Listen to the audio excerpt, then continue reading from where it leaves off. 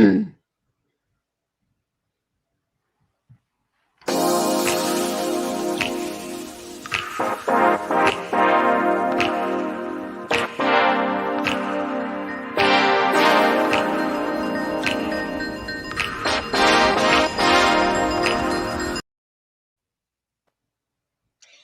is said that reading makes you more empathetic. It's a way to escape your life. It can take you to faraway lands, put you in people's shoes, keeps your brain healthy, and can even help you sleep better or inspire you. Today we're going to be speaking to Sasscer Hill, and we're going to focus on her book called Shooting Star. Don't go away. We'll be right back.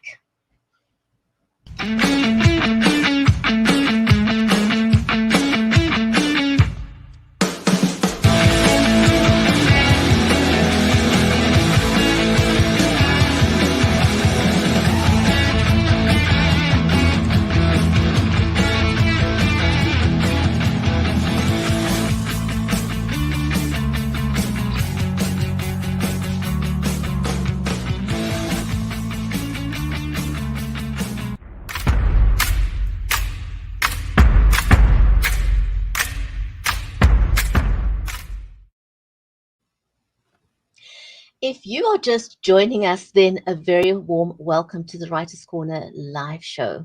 I'm your host, Brigitte Limbanda from Cape Town in South Africa, and our stream is made possible by Creative Edge, StreamYard, and BeLive Media.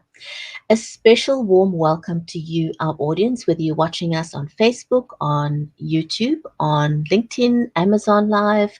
A very, very warm welcome. This is an audience-centric show. So please just know that if you say hello, if you post a question, we will see those in the comment section. Also, if you're brand new, the Writers' Corner live show has been going for 3.5 years. So we have had so many authors, so many amazing authors on the show over the past 3 and a bit years. But let me first say hello to my amazing friend and co-host, Mary Elizabeth Jackson. Mary is a special needs and disabilities advocate. She's also a ghostwriter and award-winning author. And her latest release, Cheers from Heaven, with her co-author, Thornton Klein, focuses on lessons that we can learn from bullying, and it empowers families to grow from that experience. Mary and I both have a chapter in the book Invisible No More, Invincible Forevermore, and it talks about stories of resilience from men around the world. She's in Nashville in the USA. I'm in Cape Town. So where you are in the world, a hearty, warm welcome to you. Hi, how are you? I'm good. I'm good. I'm good. Yes, I'm excited to be here this morning. Huh? Absolutely, absolutely. Can't wait to introduce our amazing guest today, Sasscer Hill. I mean, she's I just love mysteries, and she's been on a roll for a while. And so hello, Rick. Aloha. We love aloha. It means it's warm weather, right? And thank you for that. Congratulations. We are so excited too, and we are looking toward a great future with our show. And we love interviewing authors. We've met so many wonderful, amazing people, and we love hearing their what inspired them, how they got into this, why they're doing it. So it lets the folks who are watching us get to know the author better, and that makes for a better, I don't know, relationship, investment in their book and who they are, right? It makes sometimes you want to read that book more just from hearing an author's backstory, not just what they've written, you know? absolutely. And, it's amazing how what I found is great about interviewing authors is that once you get to hear a little bit more about them, you really want to go and grab their books because it is just amazing. It is absolutely, absolutely amazing. Before we bring Sasscer on, one of the things that I like to do is help people level up on their online profile and appearance. And one of the things I recommend to do that, to level up from whatever you are, because everything we do these days are online. And Mary and I both use the Logitech Brio camera. It's got a trademarked Right Light AGR technology, which means that whatever your lighting conditions, it'll automatically adjust. That's just magic. That's wonderful So and very helpful because sometimes the lighting is very challenging to get it correct. And we know that from all the interviews we've done. And we both have our microphone, don't we? absolutely, I use the Samsung C01U USB condenser microphone, which is this little one here, because people will forgive bad visuals sometimes, but if they can't hear you, they will tune out. So make sure that you invest in a good microphone if you want to level up on your sound. Or you could use something like this, which is the Rode lavalier microphone. Either one of them will help you level up um, on your sound. So do make sure that those are little things that we like to advise people that they could do to level up on their live stream. So our amazing guest today is an award-winning author of a horse racing mysteries and thrillers. And her newest title, which is the one we're going to be talking about today, we'll ask her to talk a little bit about the other books, but our focus today is on Shooting Star, which is the fifth novel in the Nikki Latrelle mystery series. And So there are she is an award-winning author, multi-award winning. she Yes. is a multi-award-winning author. So they're the books, and the one that we're going to focus on today. And I know that she's got her. Oops, my goodness! It's one of those days where my Kindle is just not doing Not what it should be behaving. doing. It's not Not behaving behaving. itself. It's No, not no, behaving itself. But we'll no. show you the real book in just a second. But there are 5 books in the series. So if you go and check them out on Amazon, there are 5 books in the series. Fantastic stories. So do check them out. And she's been involved in horse racing as an amateur jockey and racehorse breeder for much of her life. And that's the background for many of her novels. And I thought that was interesting to find out. And Yes. as you said, she's an award winning author. So let's not waste any more time and invite her onto screen because no one else can tell her story better. Than her. Um, absolutely.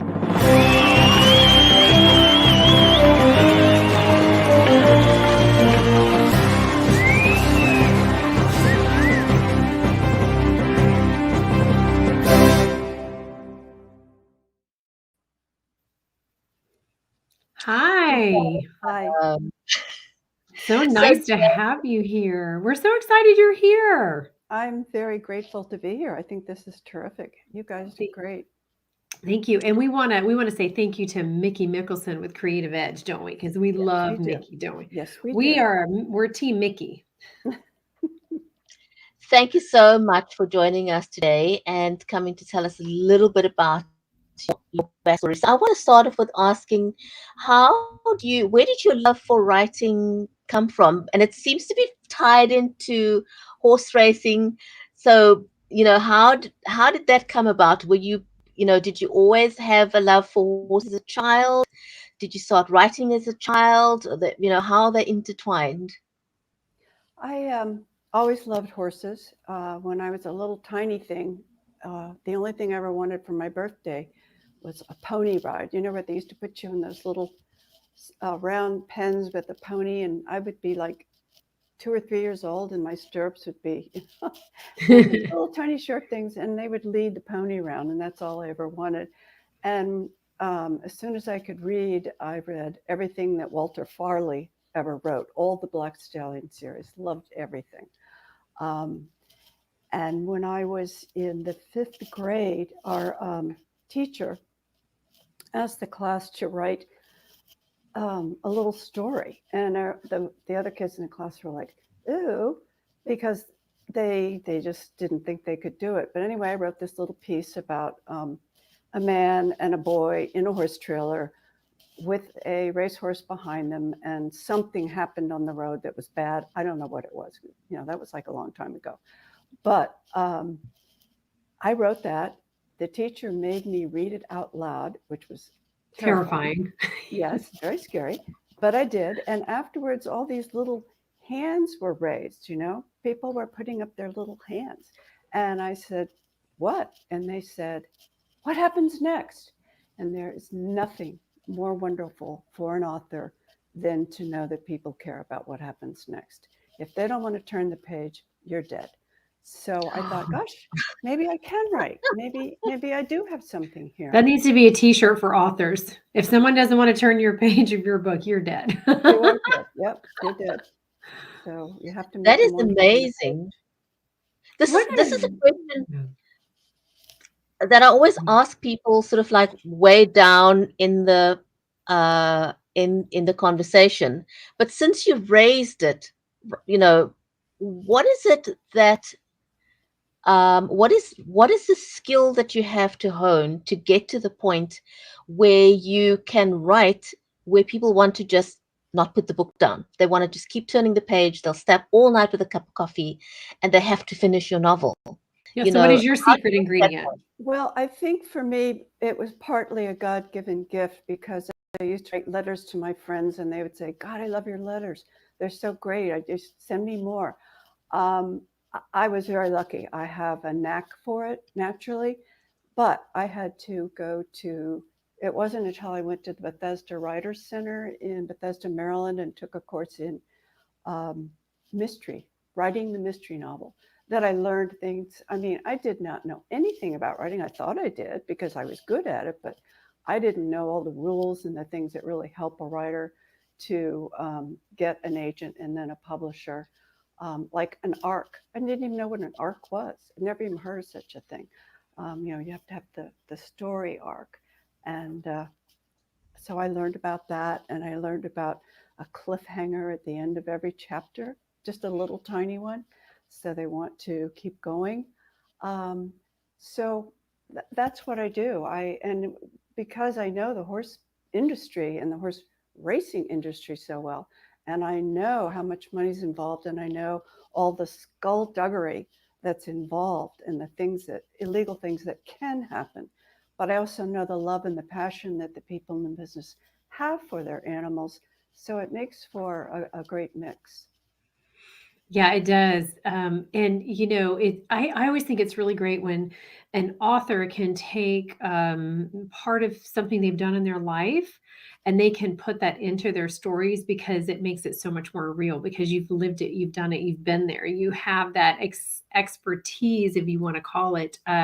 We have a friend who writes thrillers and she works in the ER. And Oh, so yeah, what she writes is so real, and so that's exactly. really fascinating and amazing. How does it feel to you? I wanted to ask you this question. There are people out there who really feel like awards are important for books. It helps you sell more books. And then there are those people who don't think that it's that important, that you shouldn't, because some awards you have to pay to get in to be considered for Right, the award, and right. some awards you don't.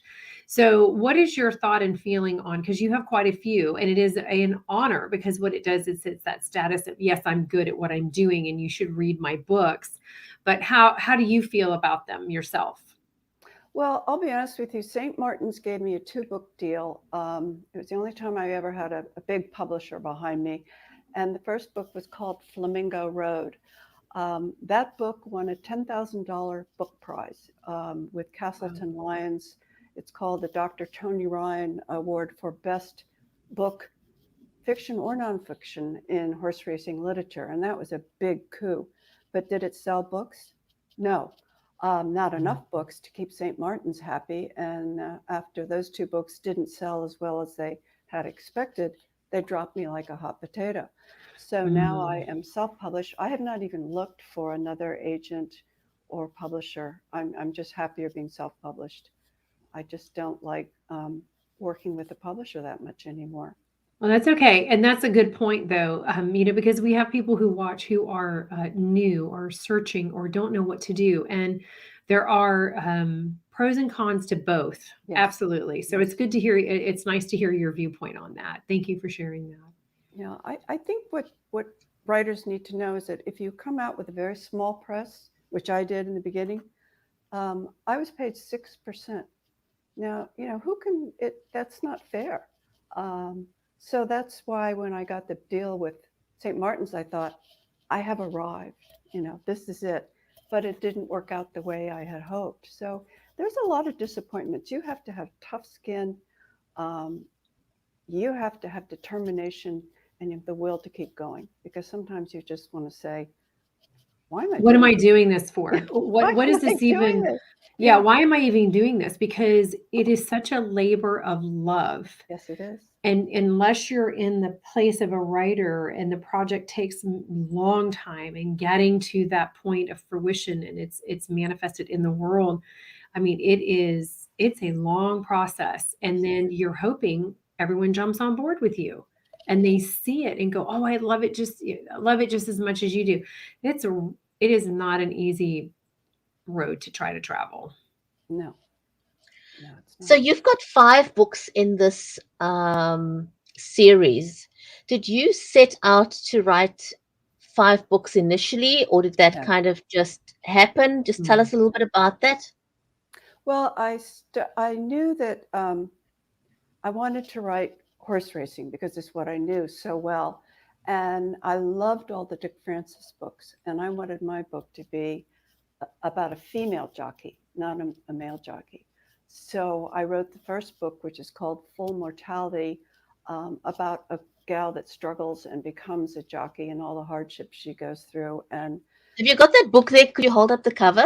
Full Mortality, I do. Yes, let me just find it. Here it is. Um, it's let's see, we got it. Yeah, that's about right. Covers are Mm. gorgeous. Yeah, nice cover. Well, you know who that? It's these cameras are always backwards, so it's like a mirror. I go the wrong way. Right. Um, do you recall the horse that won the Triple Crown and broke the 37-year drought? His name was American Pharaoh. Yes. It was a big deal. And that was one of the reasons I got the 2-book deal with St. Martin's. Well, this is a picture of American Pharaoh, which I bought from the photographer when he was a 2-year-old in training. He hadn't even Wow. run yet.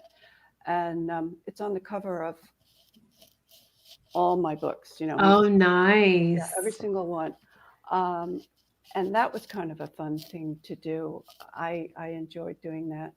So that's Full Mortality, the first book, which I just did show you a second ago, did very well. It was my first book I'd ever written, and it was nominated for both an Agatha and a Macavity award. Congratulations. Yeah, that was kind of a big deal and made me feel pretty good. That is It the made you feel validation. worthy. That Well, was validation. it's Yes. validation. Yeah, and that's real important. Right. And What so did made the stories just follow on each other? Was this sort of They like did do, it just but continue? each was written as a standalone. You can pick up any one of them and you don't have to have read any of the others. Each one was written to be a standalone. Okay, that's good, even though they're a series. And, what made you decide you wanted to make these mysteries as opposed to, like a thriller or a romance? Oh, Because because I love mysteries. I okay. love mysteries and suspense. A book that doesn't make my heart pound a little bit is not something I enjoy reading. So that's how I wanted to write myself. And I love Dick Francis so much, and his books were just so great. So that was what got me That going. is amazing. Saska, so the covers, um, who designed, I mean, as you said, you use the same picture of the horse throughout, which kind of makes it a series. But how did you come up with the design of the covers? Did you commission that out? Did you do it yourself? I found no, I go online and like I found a picture of that background because it was shooting star. So I went and Yes. looked for stars and shooting stars. And this one, I sent the publisher that picture of a lightning storm. And I said, I Mm. want the horse in a lightning storm and I want the horse in a circle. So I really kind of designed all the covers myself. This one, um, Racing from Death, it's about methamphetamine. The mystery takes place because there is methamphetamine in the background and people burn themselves out with methamphetamine. And that's why I wanted the flames. So I Wow. kind of designed the covers myself. And when um, the publisher uh, did the big book, Flaminga Road, I never liked the cover that much. It didn't reflect the book at all. Um, and then the next book, they did a much better job. So I was real happy with that cover. But again, that book didn't sell that well. Isn't that interesting? I have a small following of very loyal people that love my books. And as soon as a new book comes out, I sell a whole bunch of copies all at once. And then as you know, it trickles down. And the sales just kind of, they don't stop, but you're not getting rich. Well, you can't do it to get rich. No, You have not to unless go you're in. really stupid, Yeah, or you're Lee you Child or Patterson. yeah, well, or you've got there's a lot of money that you can put into it. So Oh, yeah, it's got to be a labor of love. yeah, So you need money. we would love for you to read, a minute or two, a few pages of your book, your new Okay. shooting star. We can get people like, ooh, I got to read this book. I got to get this book. Cut me off because there's a scene. Well, you'll know. I'll stop reading when I get to the point. It's pretty short, and if it's too long, you just let me know. But I think it's a good opening and a good interesting hook. Okay. The movie camera's dark eye unnerved me. Like a hungry bird of prey, it swept after me as I raced down Santa Anita's backstretch. Knowing the camera, a Panavision Genesis, recorded my every move and facial expression intimidated the hell out of me. So did the truck and crew rolling dangerously close to our side. Maybe movie stars like Tom Cruise, who loved to do his own stunt work, get used to this stuff. But me, I was glad I was only an extra used by the director of photography, or DP, to work out his blueprint for shooting scenes in The Final Furlong, a horse racing movie about to be filmed at Santa Anita Park. Somebody in the truck yelled, "Cut!" The vehicle fell back, and I stood in the stirrups and eased my horse, Daisy Dan. It was the third time we'd shot this scene, and Daisy Dan was tired. The DP, Gabriel Dubois, might be French, stylish, and handsome, but he didn't know a horse from a hamster. "Okay, Nikki," Gabriel yelled, "that's a wrap. You can take the horse back." I sketched a wave and patted the horse's sweaty neck, relieved he was done for the day. As I held him to a slow jog, he rounded the far turn of the mile-long oval before I pointed him toward the gap that would lead us off the track. The GMC camera truck sped past us, and Dave, the assistant cameraman at the wheel. The pickup had a crane bolted to its bed. It held the Genesis camera, remotely controlled by Gabriel from the passenger seat. Gabe stopped to let Gabriel out at the grandstand. He was probably going to see his contact at Santa Anita Special Projects Office. As Gabriel walked away, Dave circled the vehicle back toward me. Glancing at his profile, he once again struck me as a nervous loner with secrets to hide. He wasn't the friendliest guy on the movie crew. Keeping Daisy Dan to a walk, we passed through the gap in the rail, soon leaving the dirt path behind and stepping onto the dirt and gravel of the parking lot. Nearby, Dave rolled in, heading for the base camp. A parking track management had allotted the studio.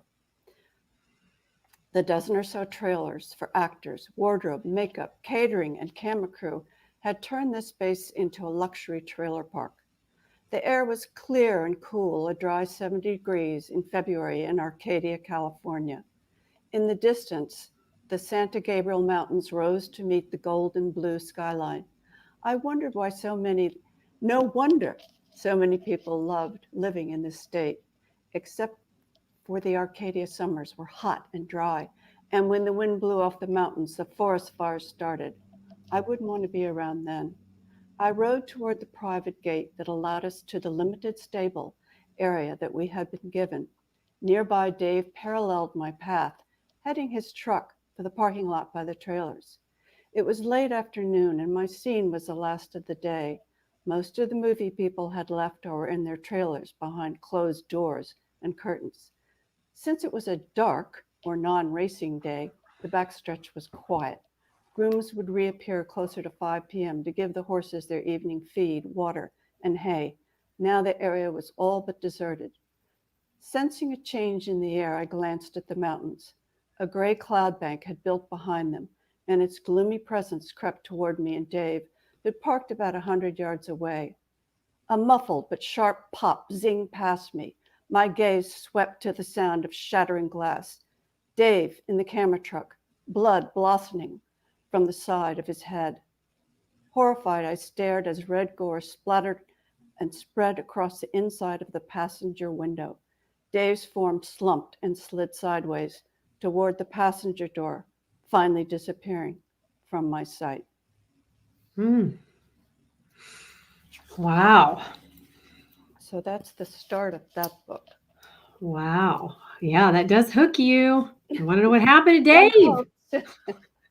Yeah, well, you'll find out, but it takes quite a while to get into the book to find out what the heck is really going on. Nice. Because it's a mystery. Yes. It's a mystery. Definitely, definitely. That would definitely make that's a great hook. And I think that's another compelling thing, you know, of being a good author is being able to write a good hook. And because that leads right into getting to people wanting to turn every page. But to get to that point of turning the page, you have to have your hook right first. And just like a song, you got to have a hook with a song. It's the same thing. So, yes. Yeah. So it's an art. It's definitely an art. For some people it comes naturally, and others you have to work. It's a craft to hone, isn't it? Yes. Well, I want to give a huge big shout out to our audience today. I want to say thank you very much to Tish. Tish says, you know, after hearing you read the book, she says, well, that was very curious. Oh, thank you, Tish. So Tish will have to go get the book to find out what happens. And I love mysteries too. Growing up, I loved Agatha Christie so much. Oh my goodness. Yes. I'm a big fan and still am, you know, and I've gone back and read the books again. And, you know, anytime there's I don't know, anytime there's a movie on, I remember watching some of the movies on TV when I was a kid too. Oh, yeah, Sasscer, what's next for you? You know, you've just released this book, which is phenomenal. What's next on your horizon? Well, the last book I wrote before this one was called Travels of Quinn, and it's an interesting book. It's not about horse racing. It's about a young girl who's raised with the Irish American travelers, the con artists and scam artists that live very close to me right here. They're 40 minutes from me. There's the biggest conclave in America is in a place called Murphy Village. And I did a lot of research. I talked to judges that had put them in jail. I talked to the head of the detention center, and he gave me a complete tour of the jail because I wanted to know what that would be like. And that book was nominated. In fact, it was a runner-up for a Silver Falchion Award for Best Mystery Novel of 2020. So I'm going to do a sequel to that book. So once again, it'll be about the Irish American travelers.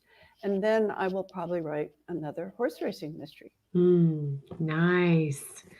That is Very amazing. nice. Yes. Well, we're glad that we'll have to have you back on when those come out. I'd love to come back on. Yes. We'd love to have you back on. So who's been your driving sort of who's been your biggest supporter? Because every author has to have someone that has their back and that supports them on their writing journey or helps them be creative, supports them, you know, along their way. Who's been your support?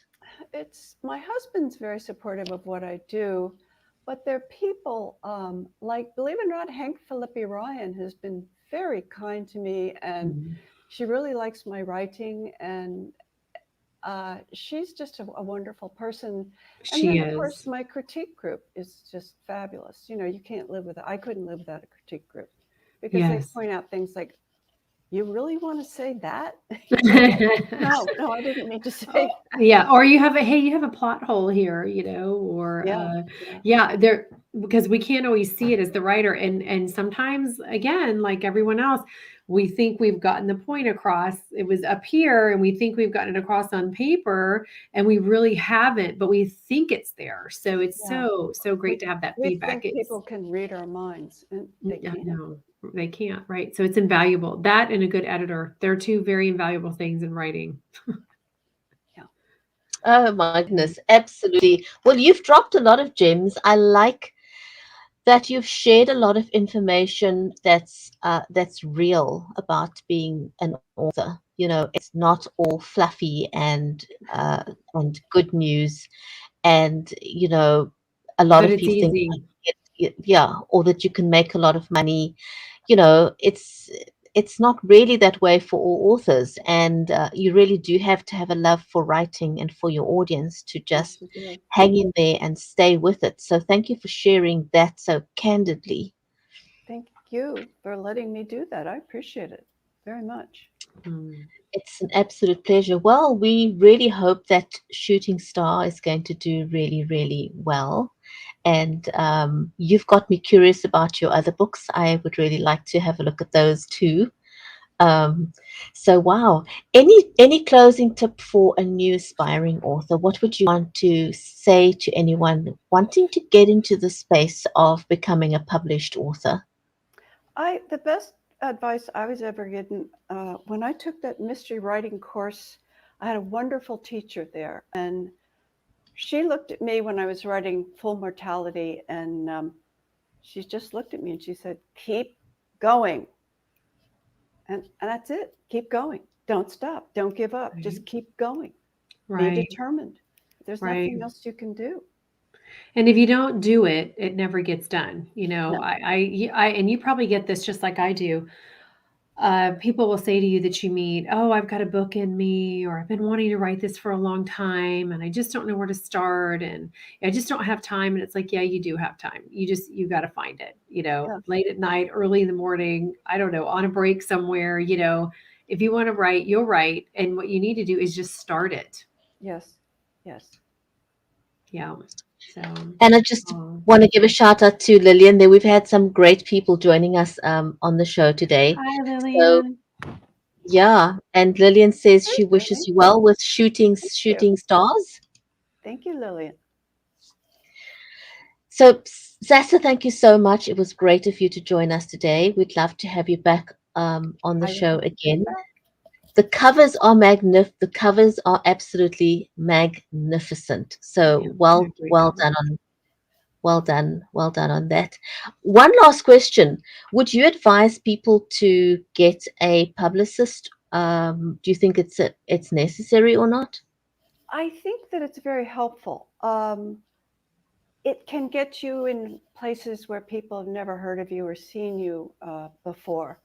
You don't immediately necessarily see a huge bump in sales, but I think it's a slow and steady progression. And yes, I think a publicist can put you places that will eventually build and make you a better known and author with more sales. Yes, I I do. agree, yes, and to have that support system, and it helps things to look more professional, you know, It for does. people who Yes. are looking to, hire you or book you or, you know, whatever. But, yeah, it's very helpful to have that support Okay, system. I think, you know, the way I see it with a publicist is if you walk into a courtroom by yourself without an attorney, people are not going to take you very seriously and you might lose your case, you know. But if you walk in there and you have your lawyer at your side, people are going to look at you with just a little bit more respect. And so if you walk into a library and people say, yes, we'll stock your books, and you say, well, talk to my publicist, it just Yes. gives you that little bit more of an authority than you Hmm. walking there with your books in your hand very sheepishly. So you can level up your status as an author by getting a publicist. I think so. I think you're right. So thank you So in, so much for being here today with us, and we can't wait to see your next book too. So I we're can't very either. can we take one more question if you don't mind? Because I think Not at all. this is a very good question from Lillian.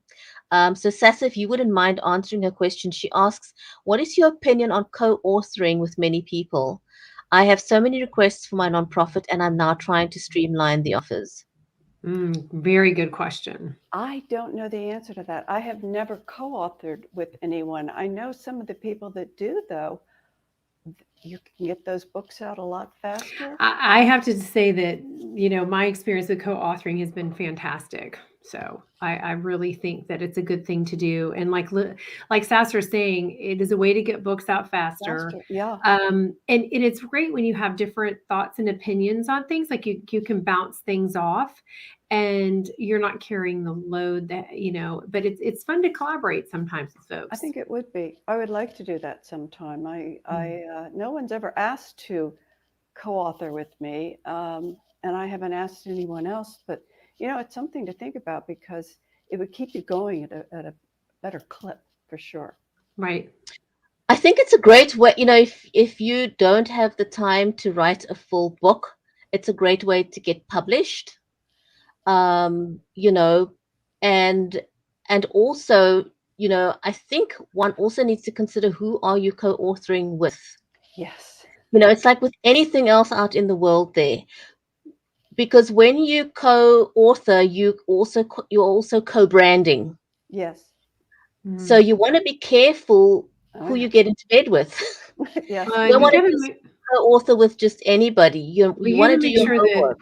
You want to make sure that the other person you're working with, or the collaborative folks, because I've done co-authoring with one person, and Brigetti and I both have been in a collaboration of 28 people total. But when you're co-authoring with a single person, make sure that you're in the same frame of mind, that you're co-authoring with a doer, not a talker. My co-writer, we bounce off each other very well. We take constructive criticism and advice and suggestions very well. We kind of it feeds off each other, but we also pull our weight. So, you want to make sure you have somebody who's going to work hard with you. And she's asking who would she recommend as a publicist. Well, Sasscer and I have a recommendation. Yes, it's Rick who's asking. So what's your recommendation, Sasscer, on a publicist? Well, it's Creative Edge. Mickey Nicholson is wonderful, and you can just go to Creative Edge and online, and you'll find him. Sasscer, thanks very much. That's a wrap for today. I want to say thank you to our amazing audience. We love interaction. It just makes the show so much more interesting. So thank you so much for all the questions out there and the comments, and thank you so much for your candid advice. And Tish says, I hear you, Mary. And she says, being evenly yoked, which speaks to the fact that we said, be careful who you co-author with, so that, because you're also co-branding. And Lillian says, thank you all. So thanks very much, everyone. Take care. Stay safe. We'll see you again on the next episode of the Writer's Corner live show.